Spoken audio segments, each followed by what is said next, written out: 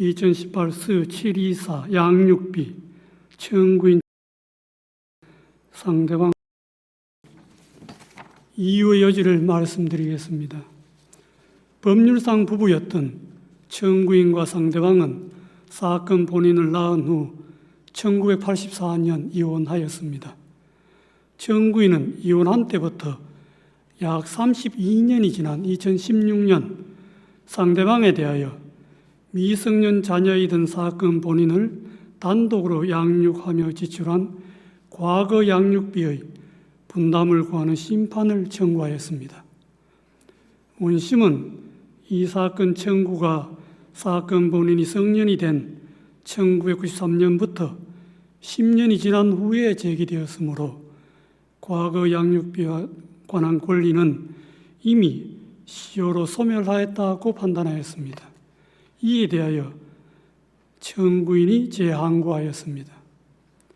이 사건의 쟁점은 이혼한 부부 사이에서 당사자의 협의 또는 가정법원의 심판에 의하여 구체적인 지급 청구권으로 성립하기 전의 과거 양육비에 관한 권리에 대하여 소멸시효가 진행하는지와 언제부터 진행하는지입니다. 결론적으로 과거 양육비에 관한 권리의 소멸시효는 자녀가 미성년이어서 양육 의무가 계속되는 동안에는 진행하지 않고 자녀가 성년이 되어 양육 의무가 종료된 때부터 진행한다는 것이 대법원의 다수 의견입니다. 그 이유는 다음과 같습니다. 우선 자녀가 미성년인 동안의 소멸시효에 관하여 봅니다.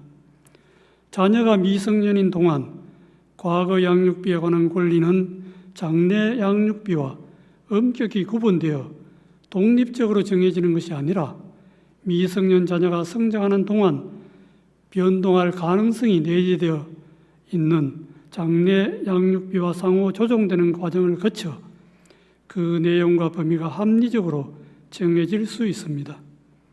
자녀가 미성년인 동안 과거 양육비에 관한 권리는 장래 양육비와 마찬가지로 당사자의 협의나 가정법원의 심판으로 구체적인 내용과 범위가 확정되기 전에는 그 권리의 내용이 확정되지 아니하여 친족법상 신분으로부터 독립하여 처분이 가능한 완전한 재산권이라고 보기 어렵고 또 친족법상 신분에 기한 양육 의무의 이행을 구하는 권리의 성질을 주로 가지므로 그 권리의 성질상 소멸시효가 진행되지 않는다고 보아야 합니다.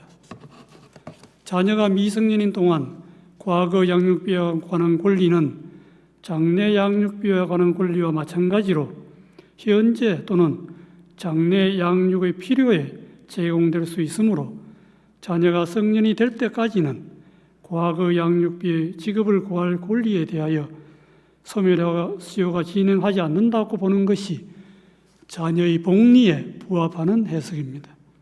따라서 자녀가 아직 미성년인 동안 이혼한 부부 사이에서 과거 양육비의 지급을 구할 권리는 당사자의 협의 또는 가정법원의 심판에 의하여 구체적인 청구권의 범위와 내용이 확정되지 않는 이상 소멸시효가 진행하지 않는다고 볼 특별한 사정이 있다고 보아야 합니다. 다음으로 자녀가 성년이 된 후의 소멸시효에 관하여 봅니다.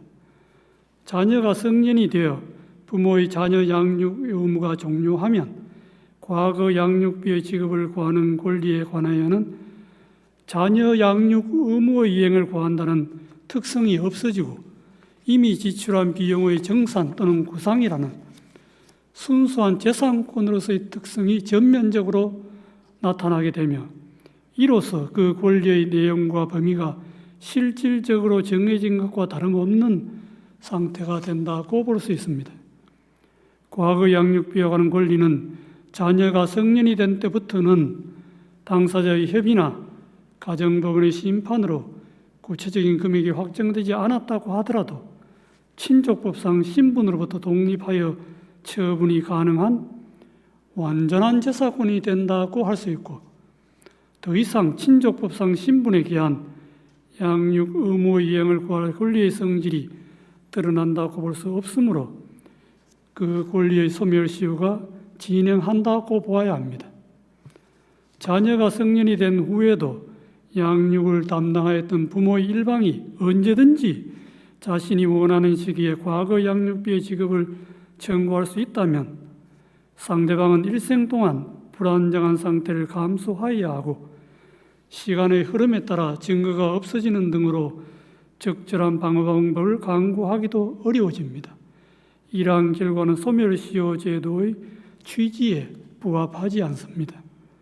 따라서 자녀가 성년이 되어 양육 의무가 종료되면 당사자의 협의 또는 가정법원의 심판에 의하여 구체적인 청구권의 범위와 내용이 확정되지 않은 이상 자녀에 대한 과거 양육비의 지급을 구할 권리의 소멸시효는 자녀가 성년이 된 때부터 진행한다고 보아야 합니다.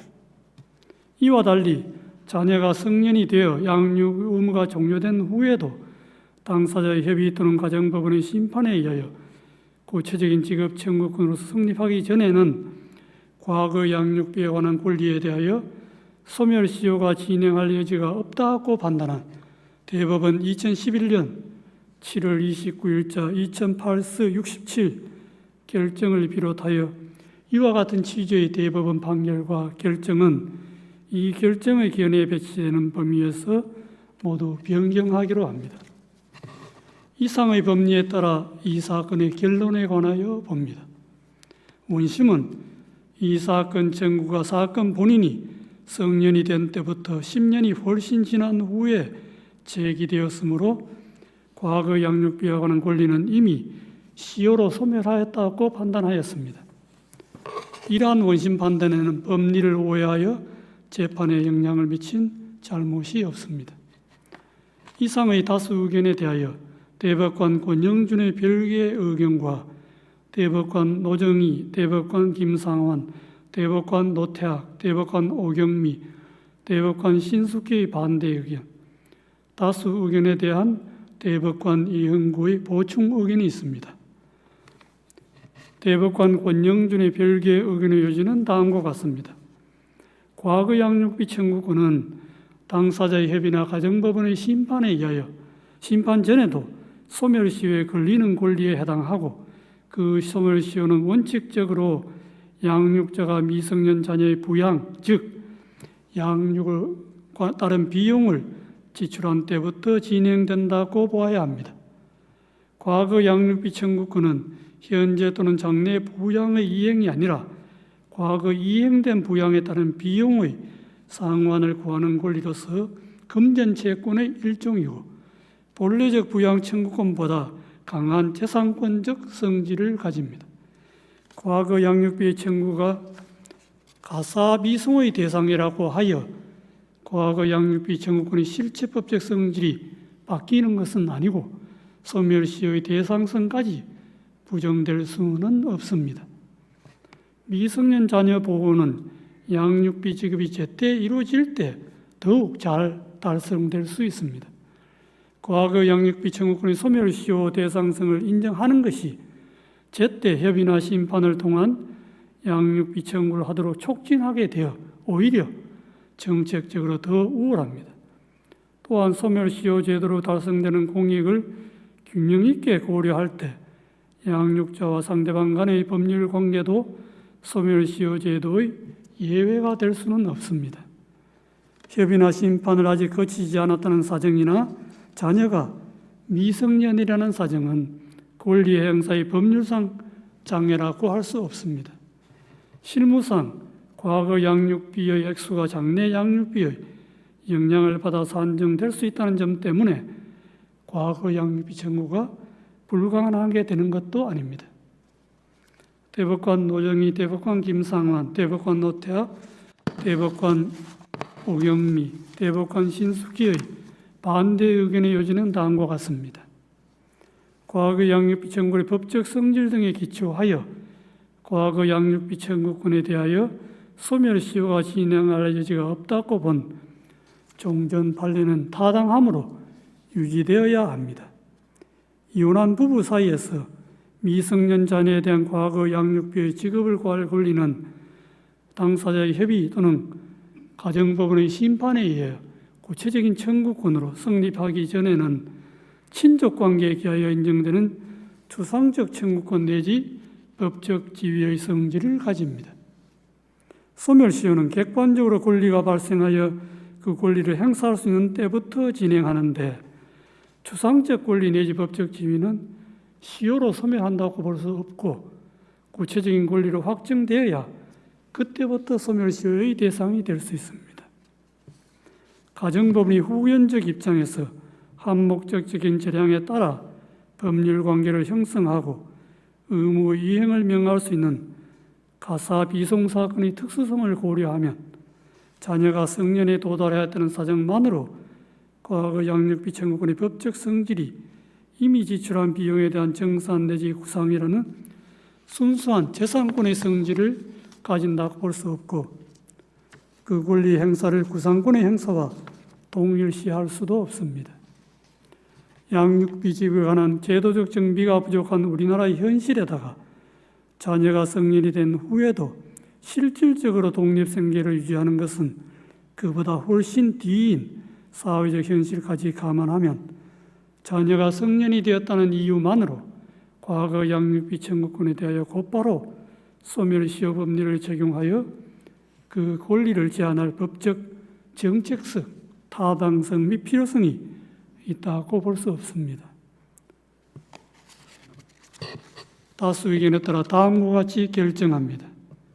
주문, 재항고를 기각한다. 재항고 비용은 청구인이 부담한다.